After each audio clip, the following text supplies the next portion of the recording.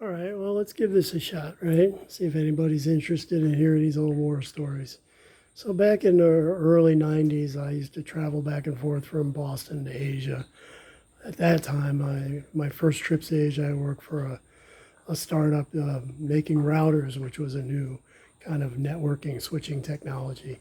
And my job was to go to Asia, start in China, work my way down to Australia, and sometimes I would speak in front of audiences of 500 people in China with um, with a translator. Why is my hand shaking? There we go. Anyway, my first trip to China. I'm at my desk in Boston, and boss comes by, asking people they want to go to China. No takers, right? So he gets to me. I'm still relatively new systems engineer.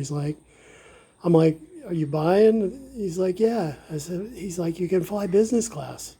I'm like, shit, I'm there, right? So I pack up. I had these two huge suitcases. I was starting in China in the winter, working my way down to Australia, several stops along the way, like Hong Kong, Singapore. Anyway, so I land in Beijing. This is the old airport, which was just basically a building that had three wings. One was the office area, the other was customs and immigration, and then the waiting area where people would wait for their friends and relatives to come in. And so you come through first immigration, then customs, then you get to these big wooden doors, and they open up, and there is just a mass of people as far as the eye can see, shoulder to friggin' shoulder, right? So I wrestle my way through the first kind of wave of them, and I find a little open area. I stop to catch my breath. I don't see anybody with a sign for me or anything. There was supposed to be somebody from the local office coming to pick me up. So when I stop, these two guys come out of the crowd, and they're like, you need a ride, taxi, taxi, taxi. And they take my bags. My bags are big ones. They're on wheels. Each one grabs a bag and start wheeling them. And they go back into this office area. And I'm following them and going, wait a minute, wait a minute, wait a minute. Oh, where are you going? And they pop out the back door of the office area into a parking lot. There's a half a dozen cars parked there. They had a big, I don't know, it was like a Ford or something. It was an American car. They threw the suitcases in the trunk and they jump in the car and they're waiting for me, right?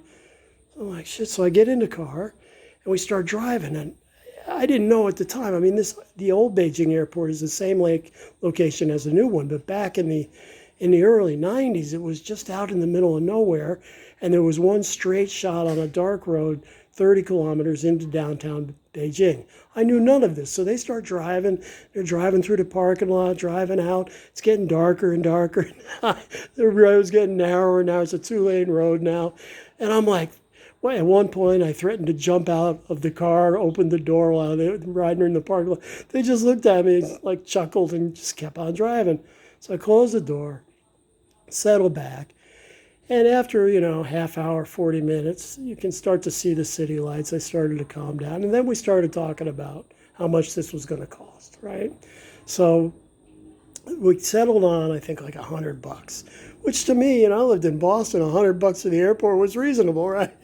Right, especially since it was like 5 times as far as my house in Arlington to Boston. So I can see the Shangri-La Hotel. That's where I'm staying. I can see the sign. I'm like, oh, God, we're getting there. And then like 200 yards short of the hotel, they stop. They get out. They dump my suitcases on the sidewalk, and they start demanding their money. I had no choice. I paid them. Then I had to lug my suitcases up to the hotel. What it turns out is they were an illegal taxi, right? So they can't just rock on up to the drop off at the hotel, right? And then I found out the next morning when I finally met the local staff, were having breakfast. They got a great chuckle out of all of this because they asked me how much I paid these guys to get from the airport to the hotel, and they just started busting up laughing. They're like, you gave these guys like a month's salary. So that was my first trip to Boston. Or to Beijing. That's where eventually the local office, the old lady, as there is always an old lady in the office, decided to give me a Chinese name, Lung Bojiang, and that means the rough equivalent of John Lounsbury or Lounsbury John, and Lung means dragon, and so I got the dragon tattoo. How's that for a story? As always, living and loving life in the third world. Take care.